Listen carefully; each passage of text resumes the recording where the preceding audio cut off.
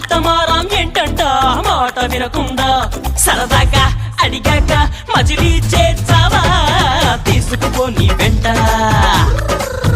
వస్తా తీసుకుపోని వెంట